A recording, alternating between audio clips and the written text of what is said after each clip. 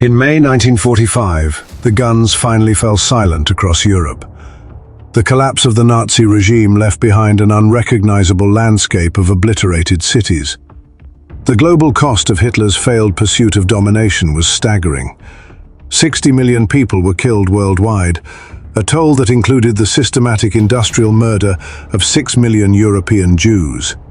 Yet the architects of this apocalypse chose to evade justice. Hitler and his inner circle took their own lives in subterranean bunkers, abandoning the shattered state they created and leaving the consequences entirely to the survivors above ground.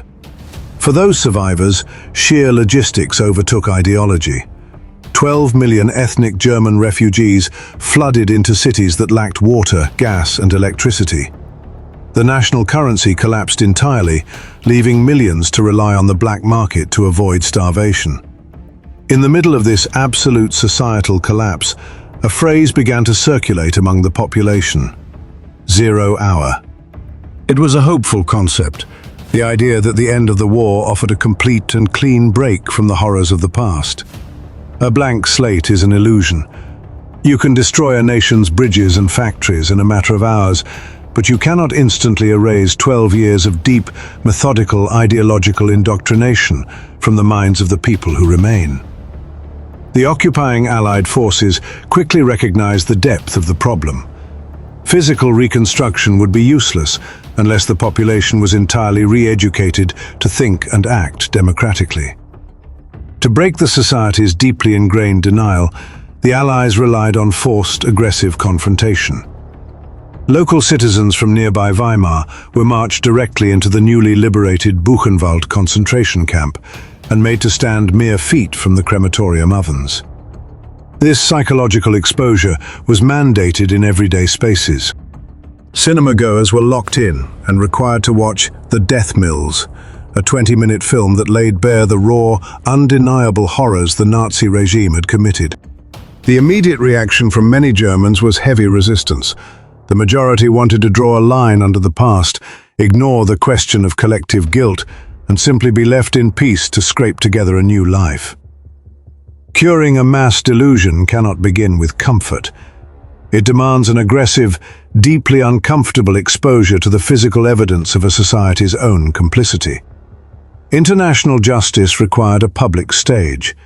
The Nuremberg Trials were engineered to clearly define the regime's fanaticism, placing its top 21 surviving architects under heavy military guard to answer for their crimes on the world stage. The German public broadly supported punishing these high-ranking figures, but the mood soured quickly when follow-up trials turned their sights on everyday professionals, doctors, lawyers, and diplomats. To process this widespread guilt, the US introduced Denazification. It was a massive administrative effort requiring 8.5 million former Nazi Party members to fill out 131 question surveys. Ultimately, the vast majority were legally exonerated, while a microscopic 1.5% fell into the category of main culprits. This bureaucratic maze buckled under its own weight.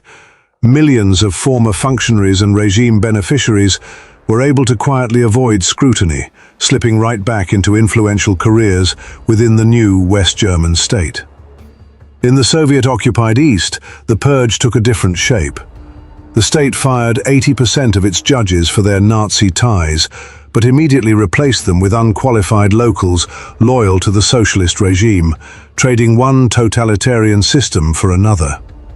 When almost an entire society is complicit, systemic purges inevitably hit a wall. Occupying forces are eventually forced into a deeply uneasy compromise between pursuing total justice and the pragmatic necessity of keeping the lights on. The opposing policies of the occupying powers permanently divided the nation's trajectory.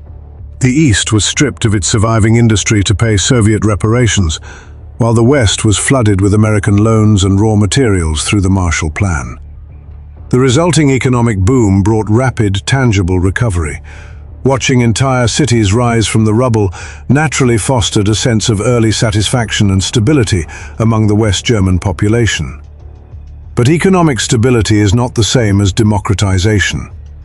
For decades, prosperity provided a convenient distraction, allowing many older Germans to maintain a cloak of oblivion and repress their memories of the war. The silence broke in the 1960s.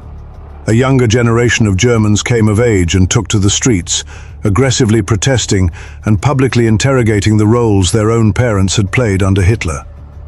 This youth-led demand for truth finally catalyzed a genuine cultural shift.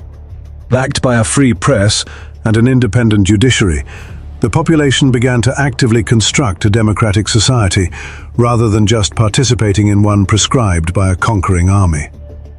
Democracy does not arrive instantly in the ashes of defeat. It is a fragile, ongoing commitment, requiring generation after generation to look relentlessly at the darkest corners of their own history.